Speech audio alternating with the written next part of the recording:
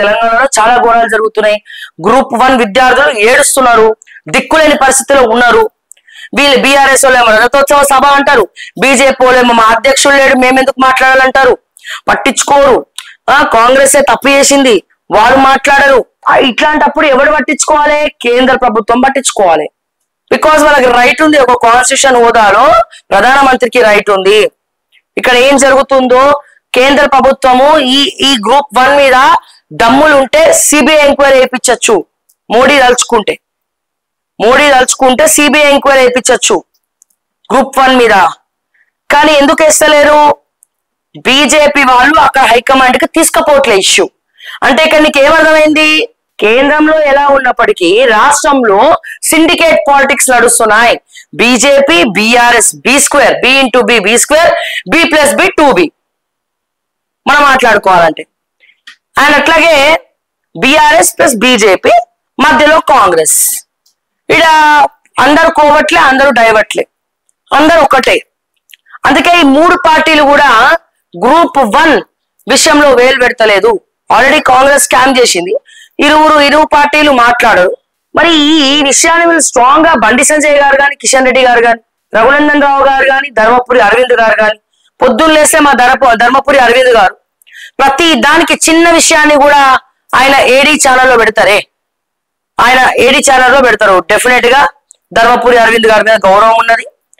ప్రతి దాన్ని అంటే ఒక చిన్న విషయాన్ని కూడా చాలా జెన్యూన్ గా పెడతా ఉంటారు. మరి ఇంత పెద్ద గ్రూప్ 1 సబ్జెక్ట్ గురించి ధర్మపురి అరవింద్ లాంటి వాళ్ళు కూడా మాట్లాడతలేరు, రఘునందన్ రావు లాంటి వాళ్ళు కూడా మాట్లాడట్లేదు. లేకపోతే ఇంకొంతమంది నాయకులు బీజేపీ ఎల్పీ లీడర్ ఏమైందో తెలియదు. ఆయన కాలేజీలు చూసుకుంటుండు, బిజినెస్ చూసుకుంటుండు.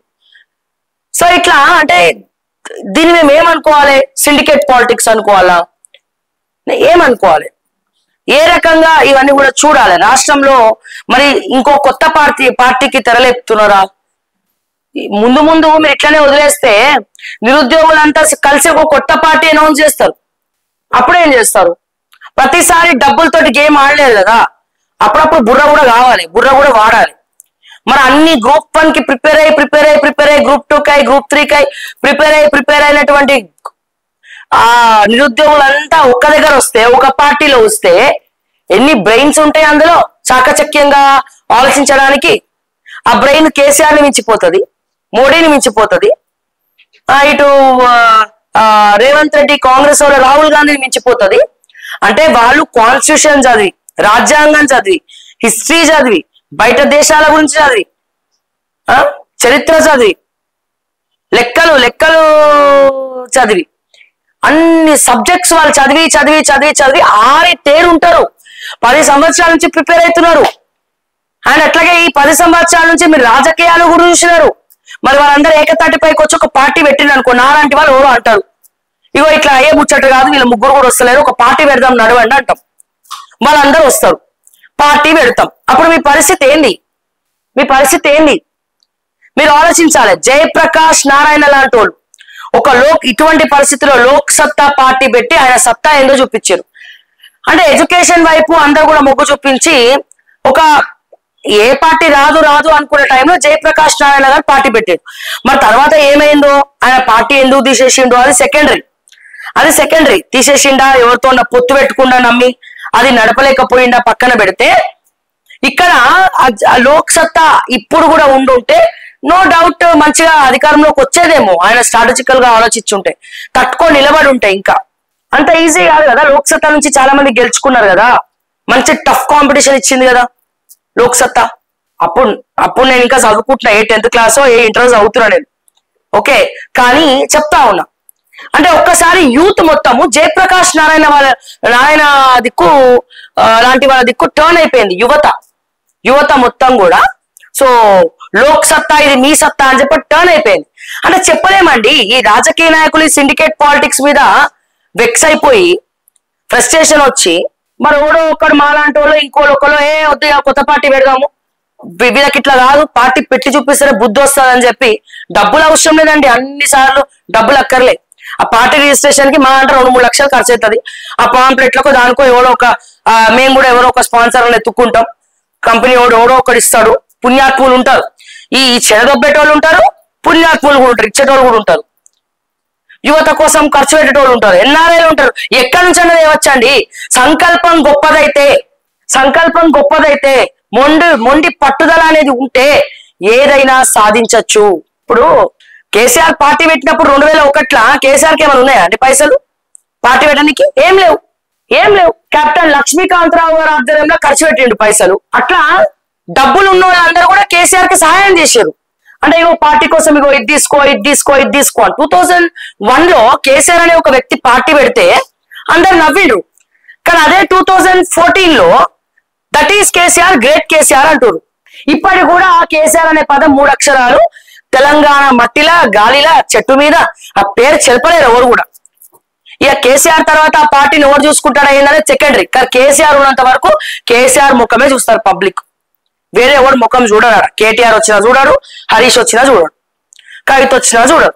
కేసీఆర్ లేని రోజున ఆ పార్టీ 2-3 ముక్కలైనా ఆశ్చర్యపోకర్లేదే, మళ్ళీ చెప్తున్నా ఇక్కడ.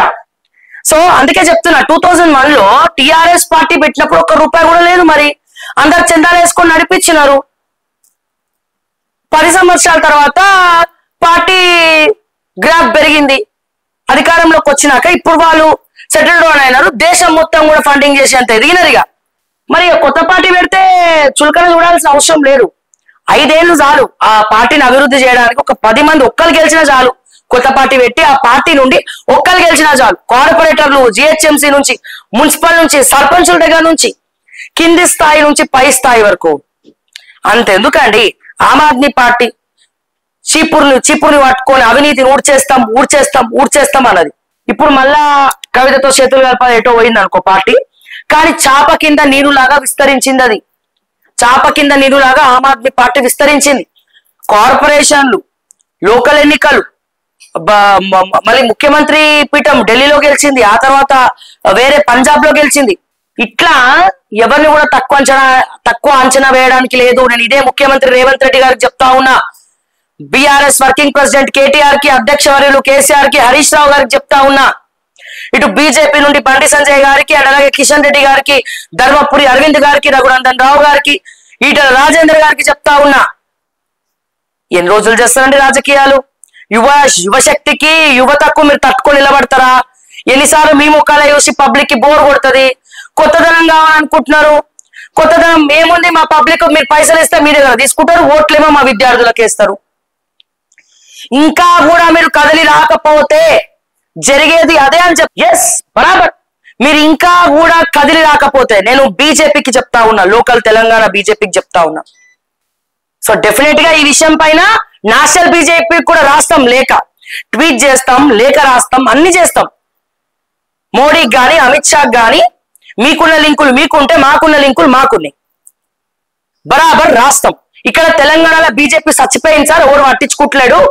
మోడీ గారు అట్లీస్ట్ మీరైనా హైదరాబాద్ వచ్చి హైదరాబాద్ రాకపోయినా పర్లేదు, ఆడికెళ్ళే ఆ మన్ కీ బాత్ లను, ఉనికి బాత్ లను ఏదో ఒక బాతులో లేకపోతే అక్కడ ప్రెస్ మీట్ పెట్టో ఈ మీ బీజేపీ వాళ్ళు ఏం చేస్తారు మరి, మీరు ఒక మన్ కీ బాత్ లను ఏదైనా గ్రూప్ 1 బీజేపీ గురించి మాట్లాడకపోయినా పర్లే, గ్రూప్ 1 విద్యార్థుల గురించి మాట్లాడండి, సిబిఐ ఎంక్వైరీ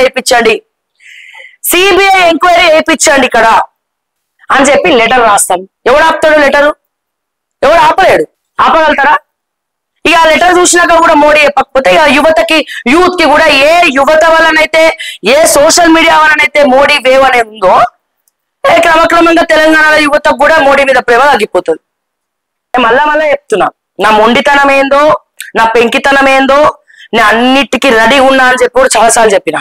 గ్రూప్ 1 గురించి ప్రతిపక్ష నాయకులు మాట్లాడతారా, లేకపోతే మీకు దీటుగా ఏమి తీసుకోకుండా విద్యార్థులు, నిరుద్యోగులు అందరూ ఏకమవ్వాల్సి వస్తుందా? ప్రభుత్వం ఇటు రేవంత్ రెడ్డి కూడా చెప్తున్నా, ముఖ్యమంత్రి గారి హోదాలో మీరు ఎంక్వైరీ చేపడతారా, లేకపోతే నామరూపం లేకుండా పోతారా? గ్రూప్ 1 విషయంలో ఏం జరిగిందో మీకు తెలుసు, మాకు తెలుసు కాబట్టి మేము కొట్లాడుతున్నాం. ఎప్పుడైనా సరే సామాన్యులు ఏడవద్దు. ఇప్పుడు నేను అడుగుతున్నా, మోడీ గారిని అడుగుతా ఉన్నాను, మావోయిస్టులను చంపుతా ఉన్నారు, ఎన్కౌంటర్ చేస్తా ఉన్నారు, ఎట్లా అయిందండి? నక్సలైట్ ఎట్లా మావోయిస్ట్ అయిందండి? ఎందుకు ప్రభుత్వానికి వ్యతిరేకంగా వాళ్ళ కార్యకలాపాలు ఎందుకు చేస్తున్నారండి? అవినీతి ఉంది కాబట్టి, ఉద్యోగాలు అమ్ముకుంటున్నారు కాబట్టి, విద్యను అమ్ముకుంటున్నారు కాబట్టి, పాలించాల్సినటువంటి పాలకులు సరైన దారిలో లేరు కాబట్టి వాళ్ళు ఇది చేస్తున్నారు. ఈ రోజు వాళ్ళ ఉనికిని కోల్పోతున్నారు. మావోయిస్టులు చంపడం నేరమే. దీనికోసం బతుకుండి కొట్లాడాలని దీక్షలు చేయొచ్చు, నిరసనలు వ్యక్తం చేయొచ్చు, కానీ ఇది అనేది తప్పే. నేను దానికి ఏకీభవిస్తలేను. కానీ ఎట్లా తయారవుతున్నారు వీళ్ళు, ఇది కూడా ప్రభుత్వం ఆలోచించాలి కదా. ఎందుకు ఎందుకు ఎందుకు ఇటువంటి పరిస్థితి వస్తుంది మన దేశంలో? మన దేశంలో ఉన్న వాళ్ళే ఎందుకు అట్లా తయారయ్యారు? ఏం ఉద్దేశించి చేస్తున్నారు? ఇవన్నీ దేని వల్ల వచ్చింది? ఈ ఏడ్పుల వల్ల, సామాన్యుల కష్టం మీద. సామాన్యులు ఎన్నో కళలు పెట్టుకొని వాళ్ళు ప్రిపేర్ అవుతా ఉంటాయి ఎగ్జామ్స్ కి. మీలాంటి రాజకీయ నాయకుల గద్దలు వచ్చి కొట్టుకపోతున్నాయి మీ ఆస్తుల కోసము. వాళ్ళ ఏడుపు మంచిది కాదు. మీకు బీపీ, షుగర్లు, క్యాన్సర్లు ఉత్తుగానే రావు, వీళ్ళ వల్లనే వస్తుంది. వీళ్ళ ఏడుపు కర్మ రూపంలో అట్లా అట్లా తిరిగి తిరిగి తిరిగి మీకు వస్తూ ఉంటది. అది ఎవరం ఏం చేయలేము. అది కర్మ అనేది ఏ మతంలోనైనా ఒకటే. అది ముస్లిమ్స్ కైనా, క్రిస్టియన్స్ కైనా, హిందువులకైనా, ఎవరికైనా ఒకటే. మళ్ళా చెప్తున్నా, పిడికిలి బిగించి ఏదైతే అది అయిందని చెప్పి అన్నిటిని తట్టుకొని నిలబడి అరే కొట్లాడి సాధిస్తే తెలంగాణ వచ్చిందిరా నాయన. మీ 3 పార్టీల ఏకతాటి పైన మీరు స్పందించకపోతే, మాట్లాడకపోతే ఏమైనా జరగచ్చు. అది 6 నెలలైనా, 7 ఏళ్ళైనా, 2 ఏళ్ళైనా, 3 ఏళ్ళైనా. ఎందుకంటే వాళ్ళకి అన్యాయం జరిగింది. అన్యాయం జరిగినప్పుడు ప్రతిపక్ష నాయకులు గొంతును మూగబోతున్నప్పుడు, ప్రతిపక్షాలు కూడా అమ్ముడు పోయినప్పుడు, సో డెఫినెట్ గా వీళ్ళే ప్రతిపక్షమే కొట్లాడతారు. ఈ విషయాన్ని దయచేసి ముఖ్యమంత్రి వర్యులు రేవంత్ రెడ్డి గారు గుర్తుపెట్టుకోవాలి. బీఆర్ఎస్ వర్కింగ్ ప్రెసిడెంట్ కేటీఆర్ గుర్తుపెట్టుకోవాలి. మా బీజేపీ అధ్యక్షులు కిషన్ రెడ్డి గారు గుర్తుపెట్టుకోవాలి. బండి సంజయ్ గారు గుర్తుపెట్టుకోవాలి. ధర్మపురి అరవింద్ గారు గుర్తుపెట్టుకోవాలి. రఘునందన్ రావు గారు గుర్తుపెట్టుకోవాలి. అందరు గుర్తుపెట్టుకోవాల్సినటువంటి విషయం ఇది. ఇక పచ్చారు చిన్నపిల్లలకు చెప్పినట్టు చెప్పాం. ప్రజల మధ్యలో ఉంటేనే లీడర్, ప్రజల మధ్యలో ఉంటేనే లీడర్. ఇది గుర్తుపెట్టుకోండి. ప్రజా సమస్యలు తన మీదకి తీసుకొస్తేనే వాళ్ళు లీడర్. లేకపోతే ఇక నేను ఇంకో మాట చెప్పాల్సి వస్తుంది, బాగుండదు చెప్తే.